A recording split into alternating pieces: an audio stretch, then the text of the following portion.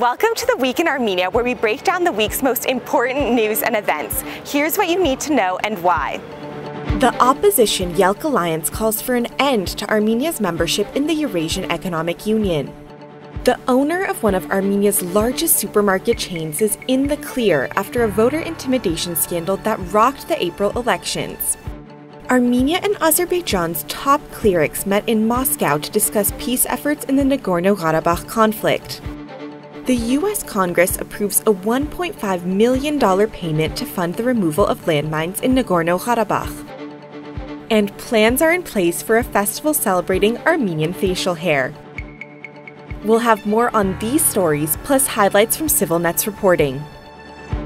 The opposition Yelk Alliance is calling for an end to Armenia's membership in the Russia-led Eurasian Economic Union.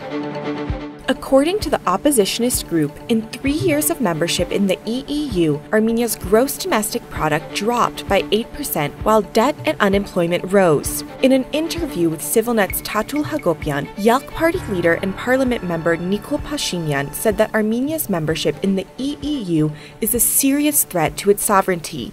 Մենք կարծում ենք, որ այո, Եվրասիական տնտեսական միությունը սպառնալիք է Հայաստանի Հանրապետության ինքնիշխանությանը. Armenia joined the Eurasian Economic Union in the beginning of 2015, following President Serge Sargsyan's sudden decision in 2013 not to sign the association agreement and free trade deal with the European Union. The deal had been in the negotiation process for nearly 4 years. Armenia is set to sign a new comprehensive and enhanced partnership agreement during the EU Eastern Neighborhood Summit in Brussels in November. The owner of one of the largest supermarket chains is off the hook after a voter intimidation scandal that rocked the April parliamentary elections. A leaked tape revealed management of the grocery chain SOS pressuring employees to vote for the market's owner and Republican Party Parliament Deputy Artak Sargsyan. After a massive public uproar, Armenia's top investigative body announced that it was opening a criminal investigation. This week, the Special Investigative Service announced that it will not prosecute anyone in connection with the scandalous recordings. At the invitation of the Patriarch of the Russian Orthodox Church, the supreme religious leaders of Armenia and Azerbaijan met in Moscow to discuss the ongoing Nagorno-Karabakh conflict.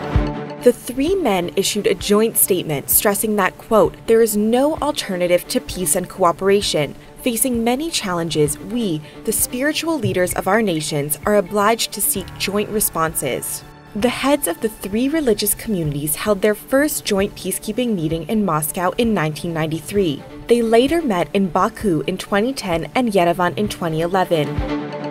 The United States Congress has approved a $1.5 million funding package to assist with demining the Nagorno-Karabakh Republic. The mines are vestiges left over from the 1991 war between Armenia and Azerbaijan. British organization the Halo Trust has been clearing landmines and cluster munitions in Karabakh since 2000. Since the war ended in 1994, hundreds have been killed and wounded by landmines. According to the Halo Trust, Karabakh has one of the world's highest rates of per capita landmine accidents, and a third of the victims are children. The organization has cleared 88% of the territory's minefields to date. Armenia is planning to host a beard festival in 2018 as part of an effort to promote tourism in the country. You heard it right, a beard festival.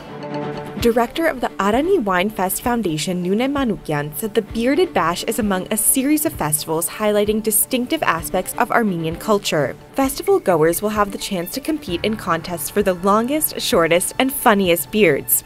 Former U.S. Ambassador to Armenia, John Evans, joked on Facebook that he hoped to be invited to the event. Moving on to highlights from CivilNet's reporting this week.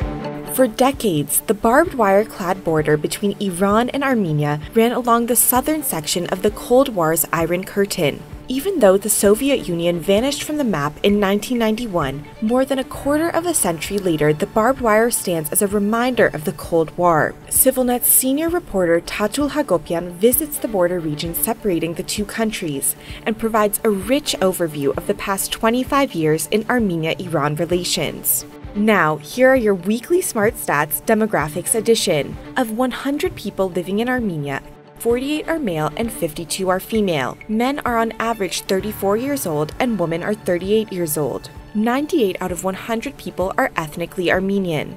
Overall, 64 people out of 100 live in cities, 36 of whom live in Yerevan. That's it for the week in Armenia. I'm Maral Tavitian, and thank you for watching CivilNet.